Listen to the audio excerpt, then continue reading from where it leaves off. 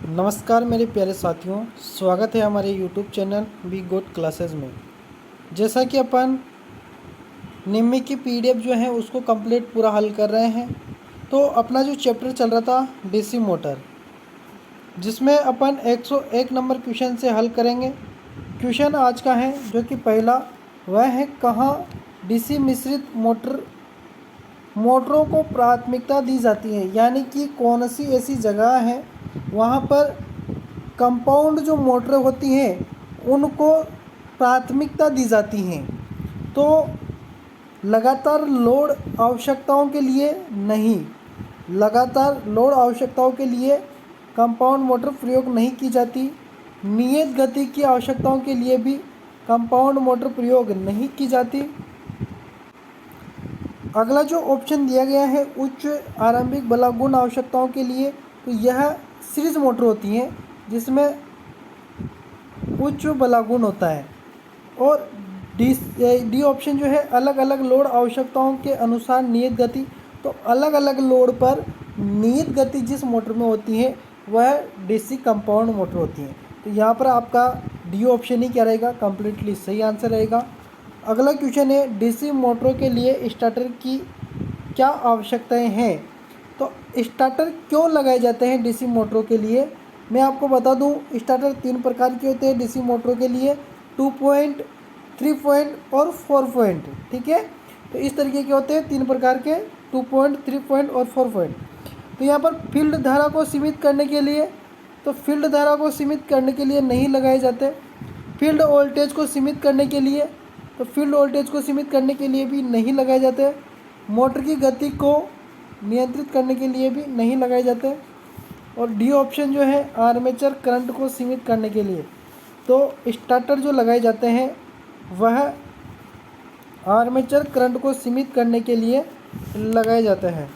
अगला क्वेश्चन है, armature winding का परीक्षण करने के लिए किस प्रकार के उपकरण का प्रयोग किया जाता है।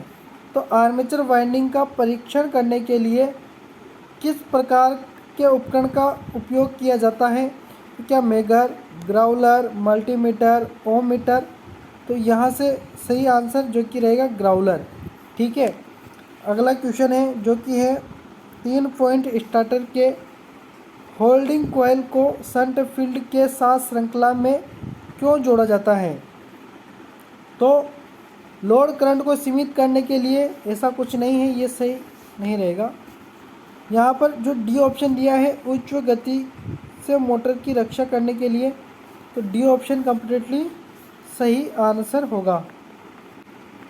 अगला क्वेश्चन है, कौन सी यौगिक यानी कि कौन सी कंपाउंड मोटर की विशेषता के बिना बदले DOR बदलने के लिए सबसे अच्छी विधि क्या है।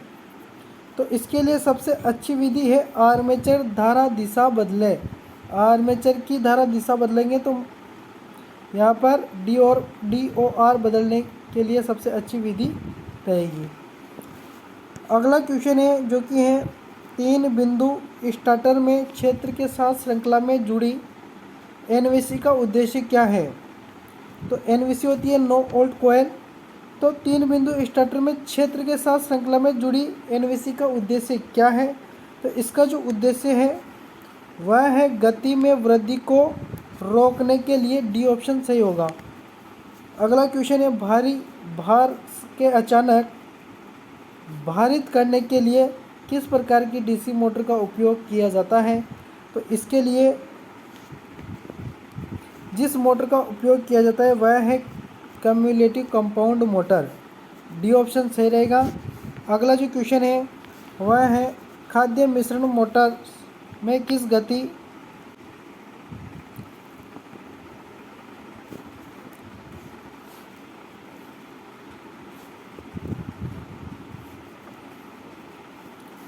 नियंत्रण विधि का उपयोग किया जाता है।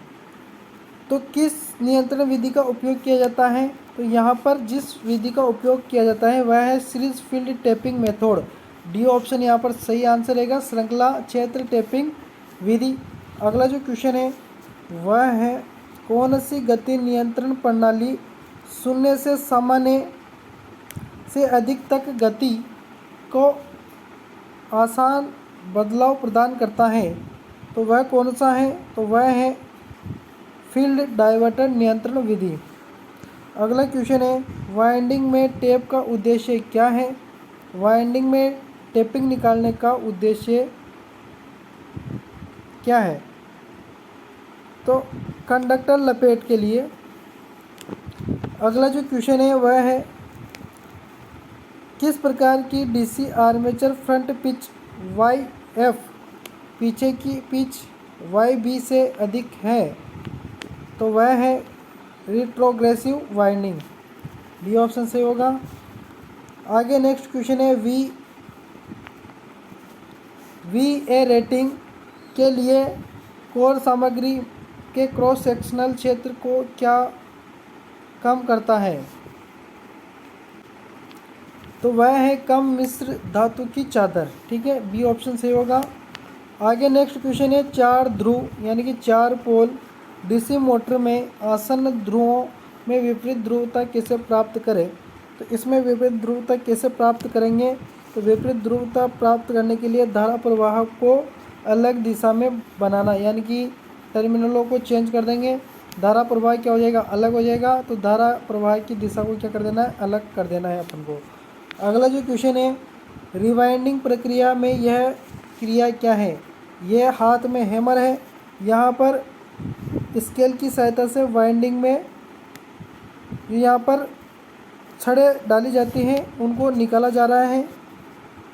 तो देखिए यहाँ पर वेजेज को हटाना क्या किया जा रहा है? वेजेज लकड़ी के वेजेज लगते हैं मोटर के अंदर वाइंडिंग के ऊपर, उनको हटाया जा रहा है। ठीक है। अगला जो क्वेश्चन है वह है, वाइंडिंग में उपयोग की जाने वाली कौन सी कुचालक सामग्री एक अत्यधिक गैर हिग्रोस्कोपिक नमी न सोखने वाली है और अच्छी विद्युत शक्ति रखती है? तो वह है मिलीनेक्स पेपर। ठीक है। अगला जो क्वेश्चन है वह है, किस प्रकार की आर्मेचर वाइंडिंग का चित्रण किया गया है? तो आपके सामने जो वाइंडिंग दी गई है इसको ध्यानपूर्वक देखना। इसका जो आंसर होगा सी ऑप्शन होगा, जो कि है प्रगतिशील लैप वाइंडिंग। ठीक है। अगला क्वेश्चन है, रिट्रोग्रेसिव वेव वाइंडिंग के लिए औसत पिच की गणना करें यदि आर्मेचर कंडक्टर की संख्या 14, स्लॉट की संख्या 7 और ध्रुव की संख्या 2 है। तो यहाँ पर आंसर निकल के आएगा, जैसे आप स्क्रॉल करोगे आंसर निकल के आएगा 6। ठीक है। अगला जो क्वेश्चन है वह है, प्रतिक्षेप के बाद आर्मेचर के लिए किस प्रकार का परीक्षण चित्रित किया गया है? तो यहाँ पर ग्राउलर चित्रण है और ऊपर यहाँ पर स्केल रखा गया है। तो ये जो परीक्षण है यह कौन सा परीक्षण है? तो यह है लघुपतित कुंडलन परीक्षण है। ठीक है। अगला जो क्वेश्चन है वह है, वार्निशिंग से पहले नए रिवाउंड आर्मेचर को गर्म क्यों किया जाना चाहिए? तो उसको गर्म करने का कारण है इससे नमी को बाहर निकालें। अगला जो क्वेश्चन है वह है, डीसी कंपाउंड मोटर के घूर्णन की दिशा कैसे बदली जाती है? तो घूर्णन की दिशा बदली जाती है आर्मेचर धारा की दिशा बदलकर। अगला क्वेश्चन है, डीसी शंट मोटर में क्या प्रभाव पड़ता है यदि इसकी आपूर्ति टर्मिनलों को आपस में बदल दिया जाता है? आपस में बदल दिया जाता है तो क्या प्रभाव होगा? तो एक ही दिशा में चलता रहेगा। यदि डीसी शंट मोटर की फील्ड वाइंडिंग ओपन सर्किट में हो तो गति क्या है? फील्ड वाइंडिंग ओपन सर्किट में हो तो गति क्या है? तो गति क्या होगी? तो गति बहुत तेज़ गति में चलती है। जैसे कि मोटर चल रही है और उसकी फील्ड वाइंडिंग ओपन सर्किट हो जाती है तो कम फ्लक्स रहेगा, कम फ्लक्स के कारण मोटर की गति हाई लेवल हो जाएगी। अगला क्वेश्चन है, शून्य भार से पूर्ण भार में डीसी शंट मोटर की गति कम होने का कारण क्या है? तो शून्य भार से पूर्ण भार में डीसी शंट मोटर की गति कम होने का कारण क्या है? तो इसका जो कारण है